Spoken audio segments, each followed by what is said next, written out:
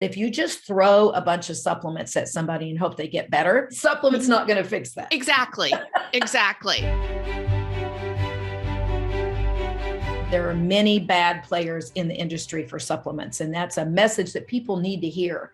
And I say, if you're going to take a supplement, you should know that it's been tested. Just because it's being sold on the shelf doesn't mean it's safe, or that it even has what it says on the bottle.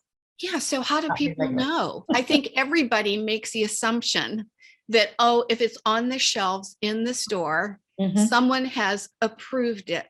But we all know there's no approval process for supplements. So how do you know the good ones from the bad ones? Right. They are regulated as foods. You're not regulated like a pharmaceutical is. So as foods, that's how a lot of bad players can get away with it.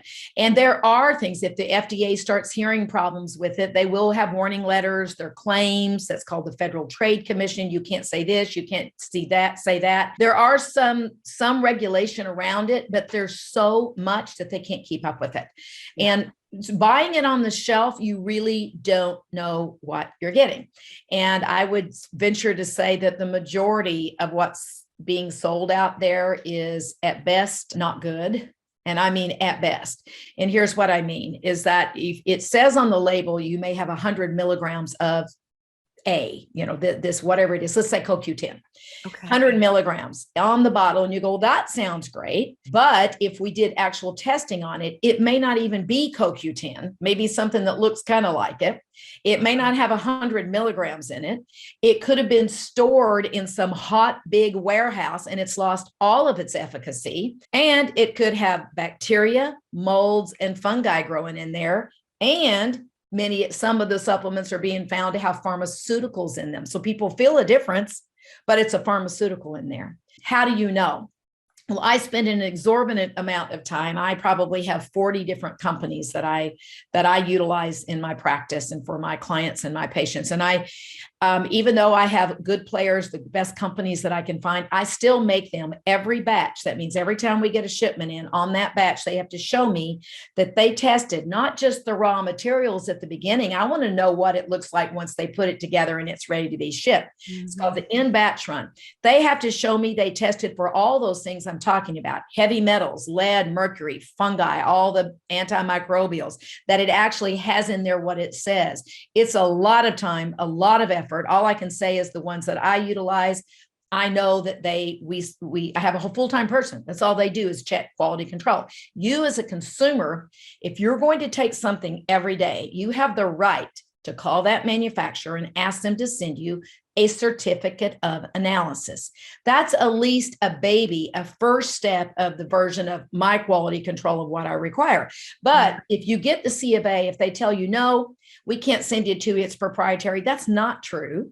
And if they're doing the testing like the good companies do, they should say, wow, great. Yes, we would love to send that to you. Now, you've got to do that on every batch because one batch could be okay and the next one not. But at least know that whether that company would be willing to do it for you, at least that's a step in the right direction. You bring up so many points that, like you were doing this because this is what you do for a living. Use it as my medicine. The average person who's just going to a supplement store or their grocery store and their drug store, and they're looking at the shelf, stage one, write to them and ask for that letter. That's right. Know that that letter isn't necessarily going to be appropriate for the batch that's on the shelf. Correct. And even if they had it for the batch that's on the shelf, we don't know how those supplements have been stored.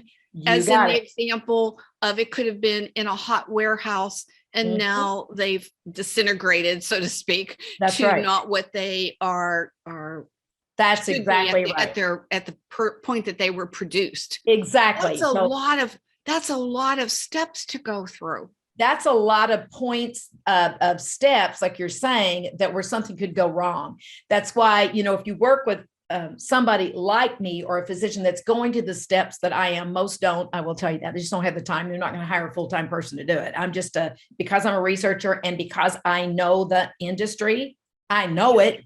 I know I have the obligation to make sure that I'm making them do the testing, even the good companies, because something could get by them sometime. Yeah. So, it's just, and I get it directly from them. So I know they just made it, it's shipped to me, and I know how it's stored. So I've done the best steps that I can for the quality control. But if you don't know, if a company says no, I say choose a different company. Yeah. Choose a different company, or find a website that is doing that kind of testing and analysis. What I find fascinating is I was having some health issues a few years ago, and I went to a naturopath, and we ran all kinds of blood work way beyond what the typical physician would run. And she put me on several supplements. I was spending probably $500 a month. And those supplements were sold right there at her facility. And she's very well known in the area, very well thought of. Yes. Very well credentialed. And yet after, I don't know, 5, 6, 7 months, I saw absolutely no difference other than my declining bank balance every time I went in and spent a fortune on these supplements. But when I was doing that, Dr. Worden, I never thought to ask the questions that you've just raised. Right. So I think, again, we use the general, go to the drugstore, the supplement store, your grocery store. But here I was buying the supplements that were recommended and available at the naturopath that I was seeing. And it never occurred to me that maybe there was something not up to par with those supplements. And that physician, no matter how credentialed and great they are, they don't know the industry if they haven't formulated like I have and been in the industry, been on the other side to look. They don't know to ask. They just assume it's okay too. And maybe she selected the right things for you, but they didn't work because of the quality of the product. Now let's go the other way, is that you can do all the testing in the world. You can do this, but if you're having to spend that much money per month, I feel that you haven't gotten to the root of the problem. Anything that you take, it should be just a few basics. If you're in good health, there's a few basics that I think most people need that would be helpful. Outside of that, we that work in integrative medicine should be saying, okay, we've got a problem. I've identified it. This is what should support it. But if you just throw a bunch of supplements at somebody and hope they get better, unfortunately, I see that a lot in my world of integrative medicine, both MDs that are integrative and naturopaths. They just do a lot of testing called functional medicine. They do this, they throw a bunch of supplements and hope somebody gets better. Yes. I don't work that way. I have to know a real specific reason that I can look at and know that this is the right thing to do. I'm about fixing the problem, not about masking a symptom. That maybe you take a supplement and you feel better, but did you actually fix anything? Yeah. So it's a different mindset because of the research that I do and the researcher in me. I want to know what's causing it.